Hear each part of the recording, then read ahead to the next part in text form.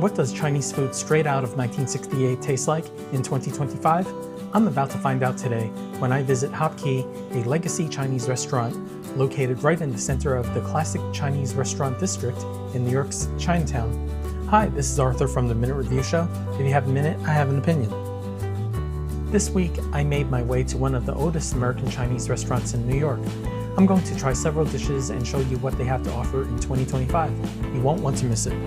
Hi, this is Arthur from the Minute Review Show, and today I'm at a classic Chinese restaurant in Chinatown. I'm on Mott Street in Manhattan's Chinatown, and I'm at a restaurant called Hop Kee. Hop Kee is a restaurant that's been around for decades. I tried doing some research on Hop Kee, and I can't pinpoint when it was open, but when I was a little kid, it was already open. So this place is definitely decades old. I wouldn't be surprised if it was open in the 60s or in the 1950s. But in any case, we're going to take a look at this menu, and we were given two menus. Both menus pretty much focused on Cantonese and American Chinese food, and there seems to be an even balance of both.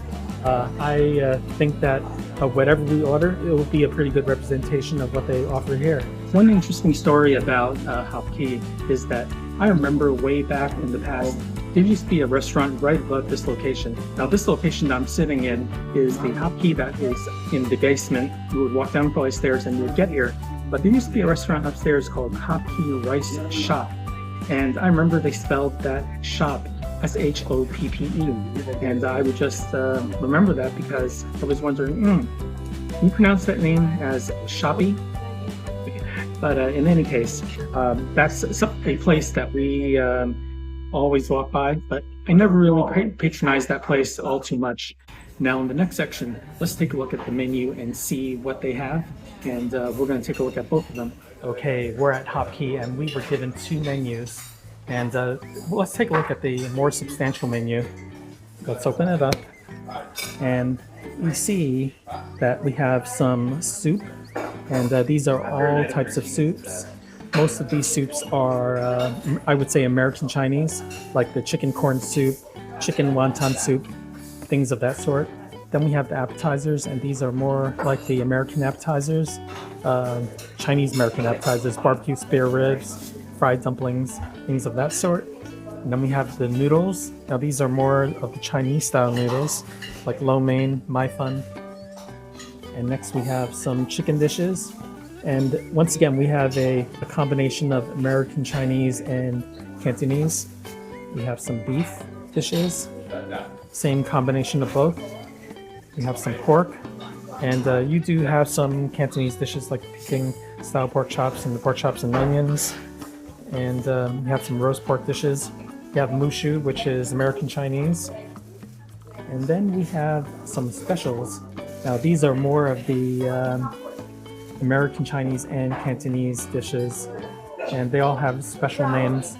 I won't go through all of them. And then, wow, this really shows the age of the restaurant. You have classics like chop suey, which by now should be about 150 years old in American history. Maybe a little less than that, but this is super old. You have chow mein, which is another type of really old Chinese type of dish. You have egg foo young, another old classic. And then you have fried rice. So this section shows the age and the history of this restaurant. Next we have the seafood section of this menu. So these are very classic Cantonese, like lobster Cantonese style. You have butterfly shrimp, pickled vegetables with squid. That's very Chinese. So those are very Cantonese. You have snails, which is very rare. You have vegetables, you have drinks. Okay, the second menu is the specials menu, and this menu has about 30 items on it. So the specials menu has the Peking duck, you have pan-fried flounder, and then you have deep-fried oysters. You have seafood in taro nest, garlic sauce, crispy chicken. So a lot of classic Cantonese dishes on the second menu. So in my opinion, the second menu is more interesting than the first. Wow, check out the age of their plates and cups. Now these designs are really old. I would say at least 50 years old. So they don't make cups like this anymore. But yeah, enjoy it. This shows the age of the restaurant.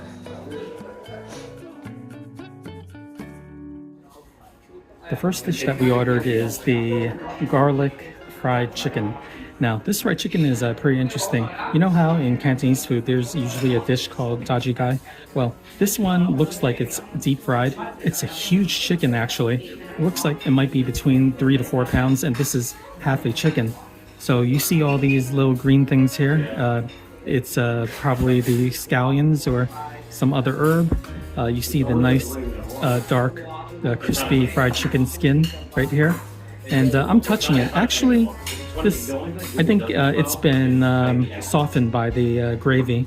And if you take a look down here, you have some thick gravy on the bottom. So this is actually done very differently from other Cantonese restaurants, because in other Cantonese restaurants, the gravy would be a little thinner. Now, let's take a look at the actual chicken. If you move the chicken here we have some white meat. And I'm pushing this in with my fork, and it seems pretty tender. So yeah, we're gonna eat this pretty soon, and I'll let you know what it tastes like. I'm going to try the garlic fried chicken. Now, what makes this chicken very special is that there's a thick sauce in it. And normally when you order this at an ordinary Cantonese restaurant, you don't get the thick sauce.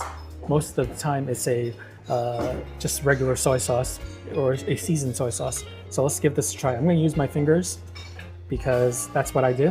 So here goes. Okay, this is dark meat chicken that I'm having. It's very interesting, the flavor.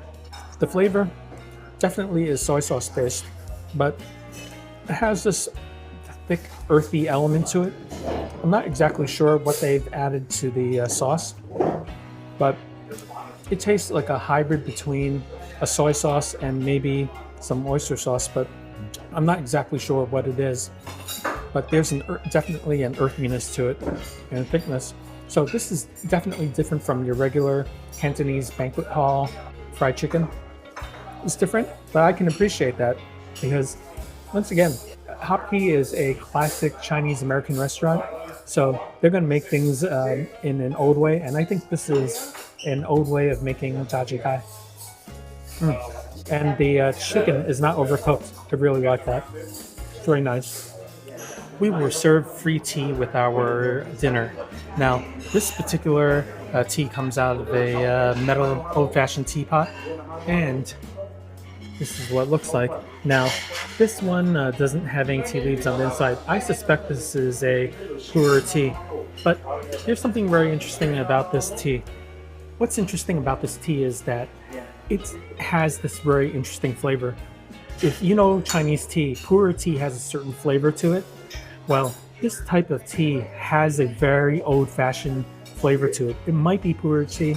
There probably is pu'er tea, but there's a certain leafy flavor to this tea that you can only get that reminds me of stuff that was served in the 1970s and 80s. So yeah, this is definitely a classic, and it's very fitting with this type of restaurant.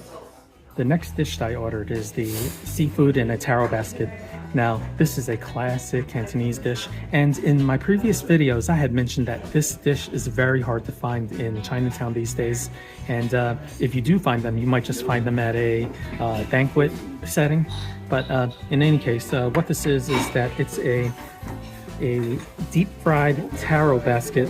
As you can see the taro right here, it's nice and deep fried, crispy like a potato chip, and it's filled with vegetables and seafood.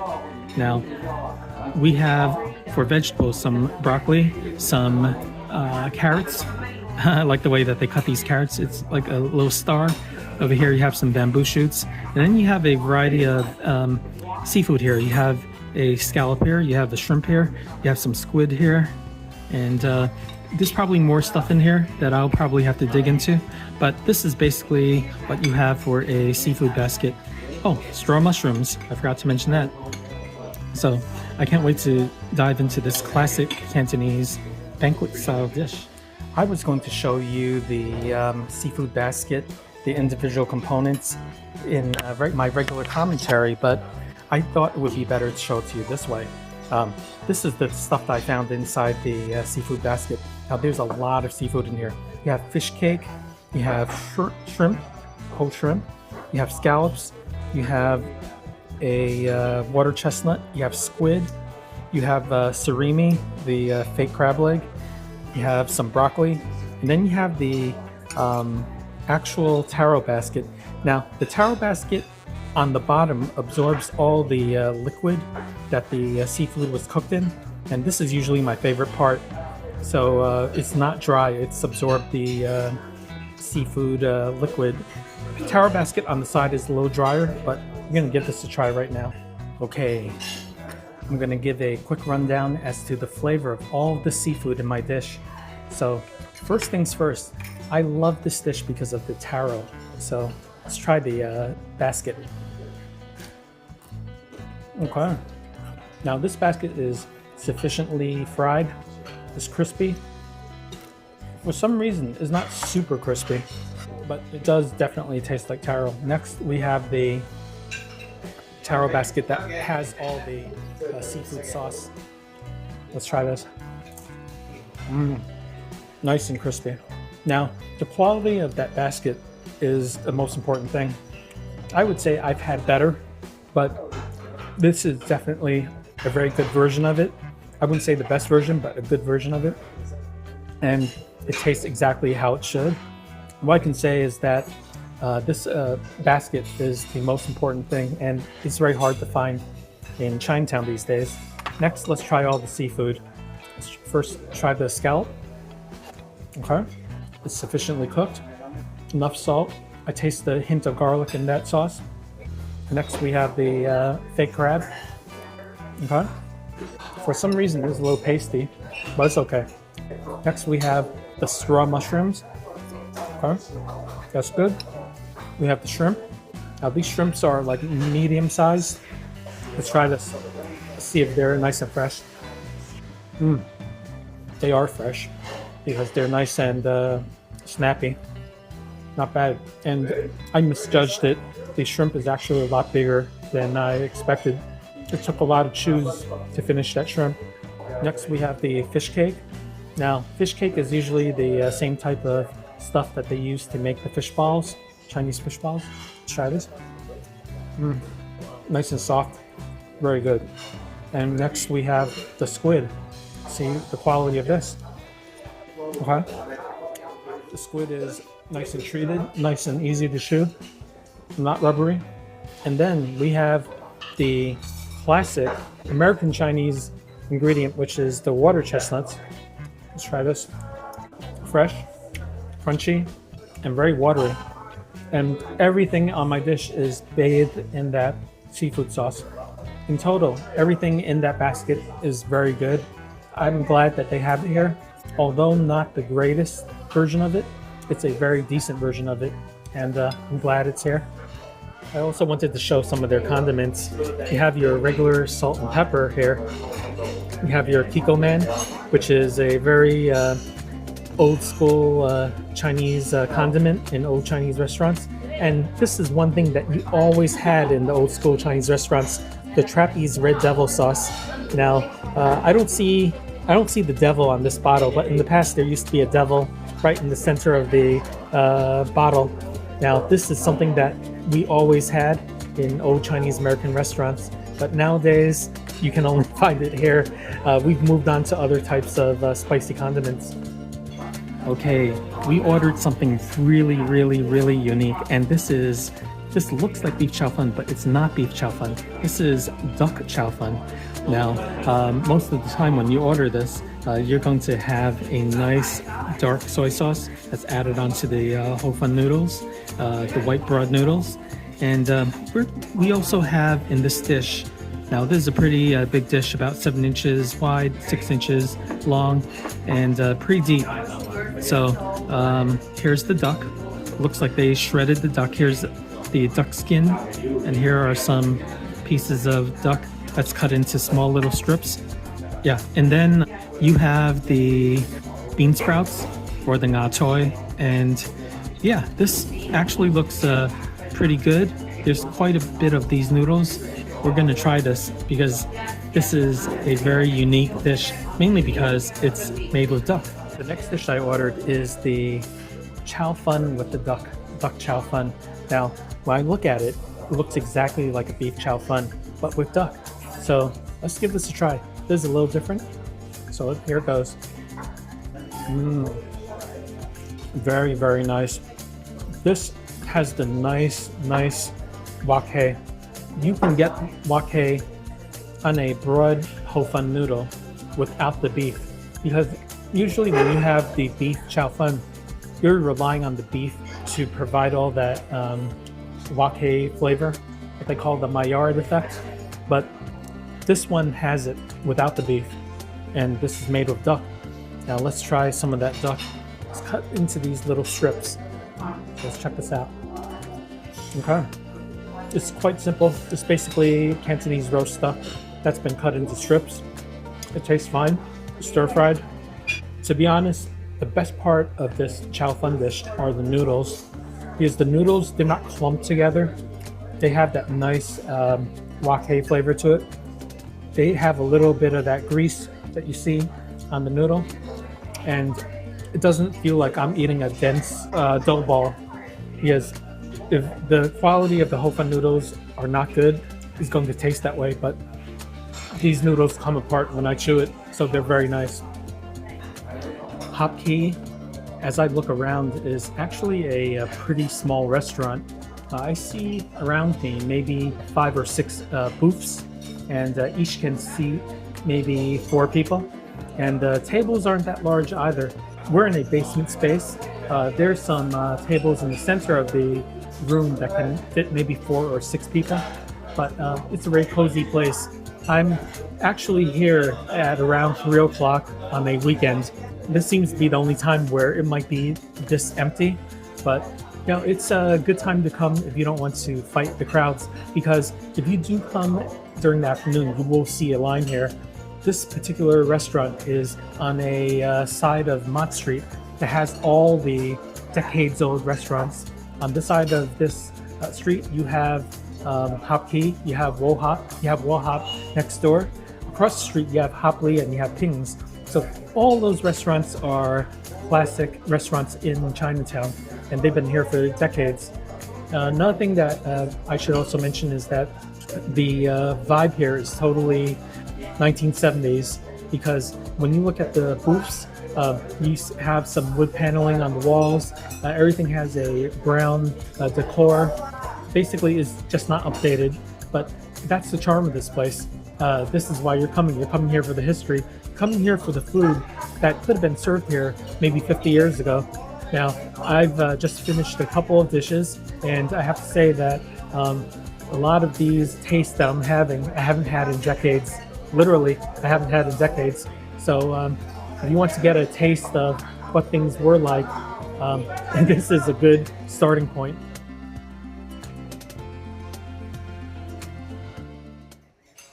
The next dish that we ordered is the fried oysters. Now, this dish is very impressive.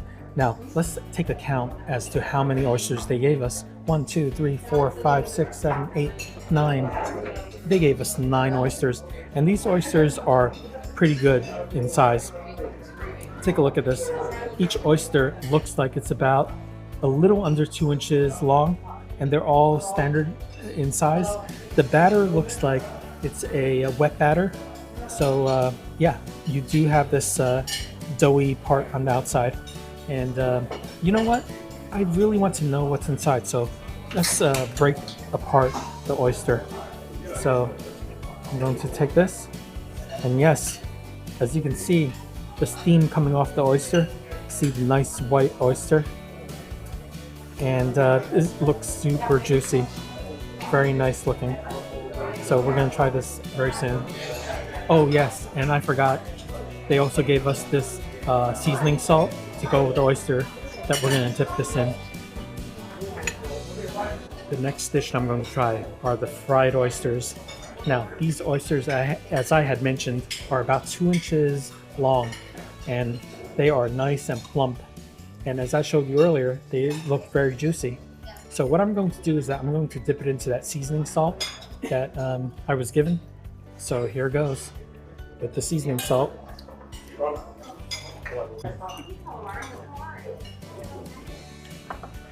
Those are the oysters. Now that seasoned salt has something extra in there. I'm not sure, it might be ginger powder or something that's added to the salt, but it makes these oysters very nice. The outer batter is actually, even though it's a wet batter, is not too thick, as you can see. The way they make it here is quite pleasant. It's a nice thin batter. The oysters are fresh. They have this nice brine to the flavor. These are definitely worth it, and not only that, you get 9 of them, so it's definitely a good value for money. Now's the time for your favorite part of the show. Ta-da! The star of the show. And today, the star of the show is very hard to choose. And the reason why it's very hard to choose is because a lot of these flavors that I'm having today are things that I've never had before, or I haven't had in a long time. So I looked at all 4 of the dishes, and the one that I did choose is the fried oysters. And the reason why I chose these fried oysters, primarily because of how beautiful and how delicate the oyster batter is. When you fry this, you could always make the mistake of putting such a thick coating of batter onto these oysters, but these oysters are nice and delicate. The batter was nice and crispy, but not overbearing. And not only that, the oyster quality itself was nice and big, nice and briny, fresh. There's not much more that I can ask out of such a simple dish. And I also tried these oysters with the lemon. And once I put the lemon onto the oysters, I could say that these fried oysters can be put up against any American seafood restaurant. For real. I truly do believe that. So because of that, the fried oysters are my star of the show. Ah, what a meal. I'm glad I came here to Hop Kee. I haven't been to Hop Kee in years. In fact, probably decades. Yeah, this place is actually pretty good. I've noticed that there are a lot of tourists who are in this restaurant, but I think that's probably because maybe in their guidebooks or in social media, they talk about this place, which is perfectly fine. This place serves a purpose, and that purpose is that it shows people who come to Chinatown what food used to be like in Chinatown, the good old American Chinese food combined with Cantonese food. So yeah, this place is actually really good if you like that type of history. And not to mention that the food is actually pretty good from what you've seen in my review. So if you have a chance and you're visiting Chinatown, you should definitely come here. It's a history time capsule, and you won't regret it. Thanks for watching the Minute Review Show. If you have any questions for me, please put it in the comments below, or any suggestions. And also, please share this channel with your friends. Any of your friends who are visiting New York City can refer to my channel for restaurant suggestions, restaurant reviews. And also, if you would like to support my channel, please join the channel. For as little as $3 a month, you can support this channel and help me with this channel. I would greatly appreciate it. And thank you, and I will see you very soon in my next video. The final bill with tip is $115.44.